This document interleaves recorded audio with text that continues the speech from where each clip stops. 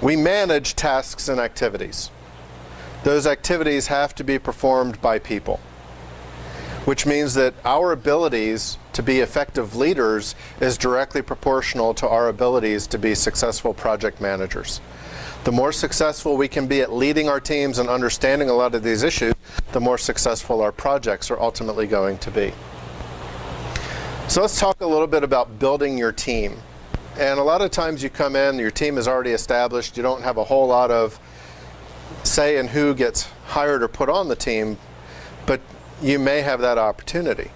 One of the things I've come across is an attitude in one company I worked for, they called it organ rejection. Now to them, organ rejection was, you'd come in and you go, well, where's Bob? Bob's gone. It's another case of organ rejection. He just wasn't able to fit into the way we do things around here. What they were saying was that Bob wasn't able to fit into the corporate culture. And it was a term usually used for people that we call mid-career hires.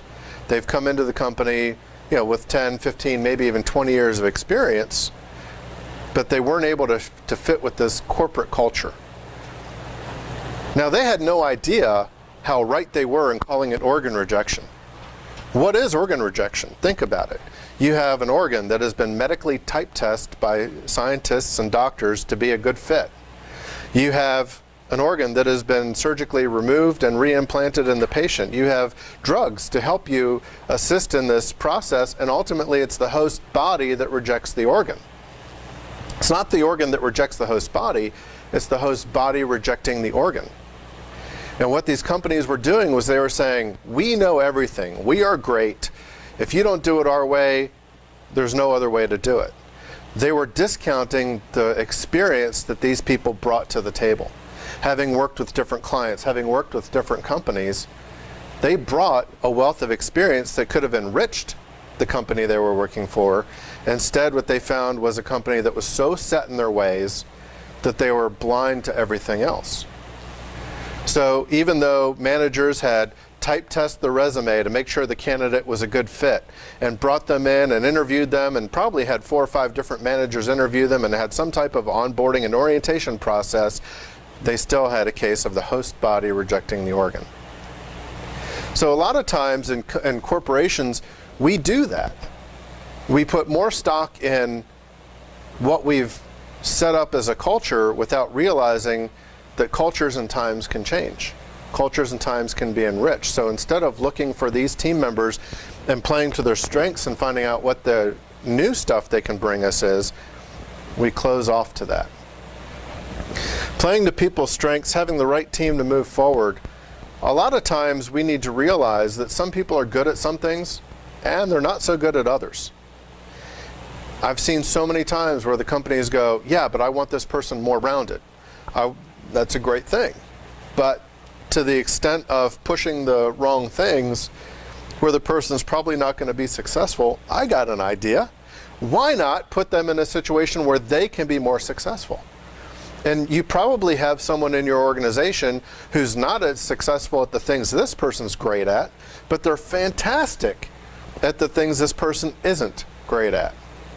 And instead of expecting them both to do the same 2 tasks and neither of them doing them exceptionally well, why not redivide the workload and let 2 people do their A game on everything they do? So a lot of times we put ourselves into a situation where we've defined our organization one way and we don't adapt it to the people that are in those positions. We don't take that opportunity to look at how we can reshift things very simply, costs us nothing, and have a much more successful organization as a result of it.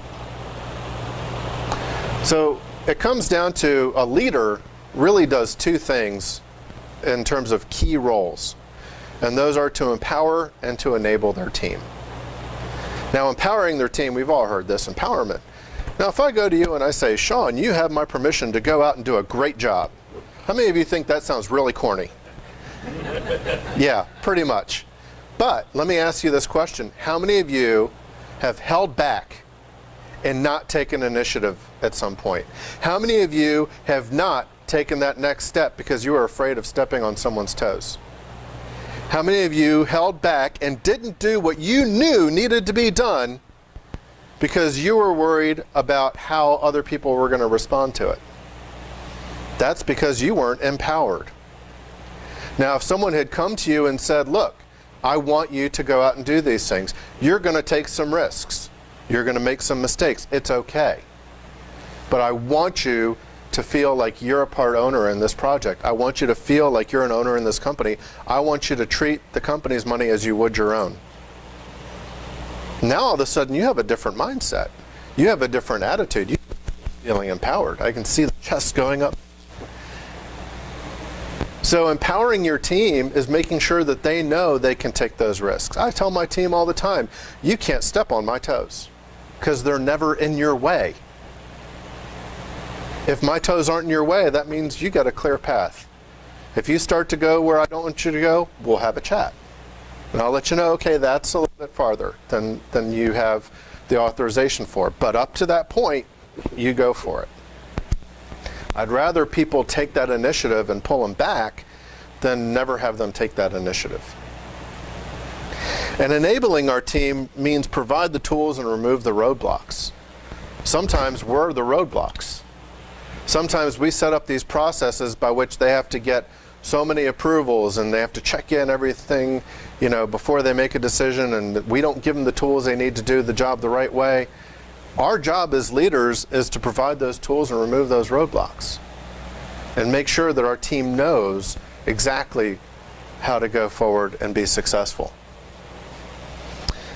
Now, one of the things that I know is a challenge is how to serve the needs of the project and the needs of your company. Working on a project, you've got 5 or 6 different companies involved, you've got the owner, you've got all these different people, and everyone's looking out for themselves. Okay, I understand that.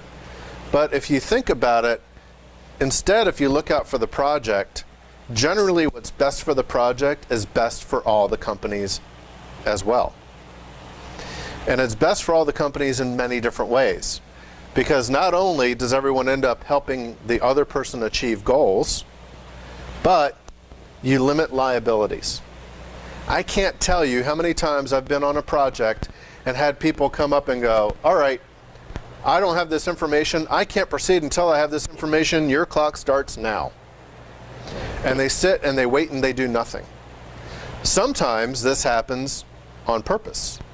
Sometimes they're trying to build a delay claim. They're trying to get some claim out of it. And what they're doing is they're running up liability. Well, when you run up one party's liability, you run up everyone's liability. Because you never know how that's going to shake out. You never know what settlements are going to be made, what money is going to be left on the table. You're never going to get 100% of every change you ask for. And what happens is when companies recognize that you're running up their liability, they're going to start returning the favor. So if you limit the liability for one, if you say there's an issue, I don't care whose fault it is. Let's fix the issue. Let's stop the damage. Let's stop the liability. Once that's done, then we can look around and figure out whose fault it was. Then we can figure out what the different liabilities are. But by everyone pulling together and making that the focus, you put the project back on track, you limit everyone's liability, and everyone feels like, all right, they're here to be a team player, I'll play along with that team.